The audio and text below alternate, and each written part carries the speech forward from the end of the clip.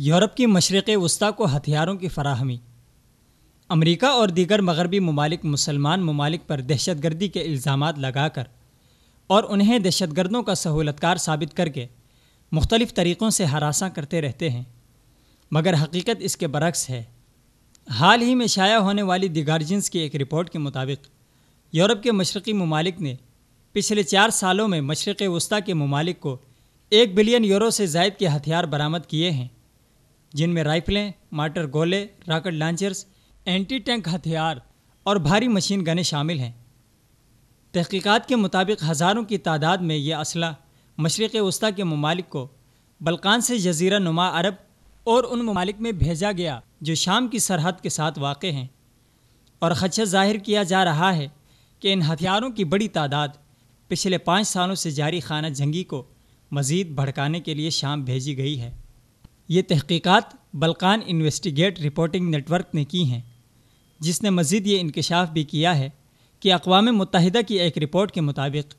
ہتھیاروں کو برآمد کرنے کے 1 سالہ اعداد و شمار بتاتے ہیں کہ نہایت بڑی مقدار میں گولہ بارود بوسنیا، بلغاریہ، کروشیا، چیک ریپبلک، مونٹینیگرو، سربیا اور رومانیہ سے بھیجی گئیں۔ 2012 سے شامی بحران میں اضافے کے بعد 8 ممالک نے 1.2 بلین یورو کے ہتھیار اور گولہ بارود حکومتوں کی منظوری کے بعد سعودی عرب،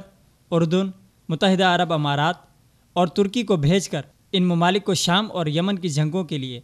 اسلحے کی کلیدی مارکیٹیں بنا دیا ہے۔ بیان کردہ ان معاہدات میں فی الحال وسطی یورپ اور مشرقی یورپ سے اسلحے کی خریداری کے معاہدے شامل نہیں ہیں۔ ہتھیاروں کی برآمدگی کے لائسنس ماہرین کے ان خدشات کے باوجود بھی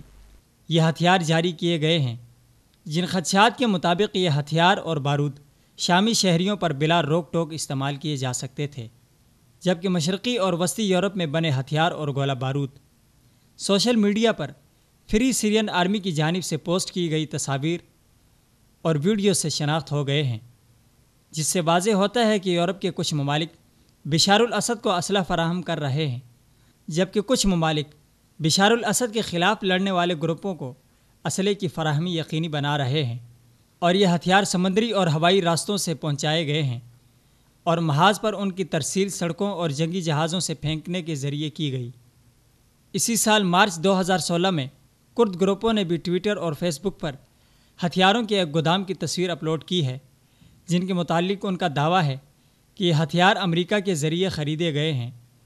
دوران تحقیق فری سیرین آرمی کے ایک کمانڈر نے یہ بھی انکشاف کیا ہے کہ اگر آپ داعش سے لڑنے کے لیے ہتھیار مانگیں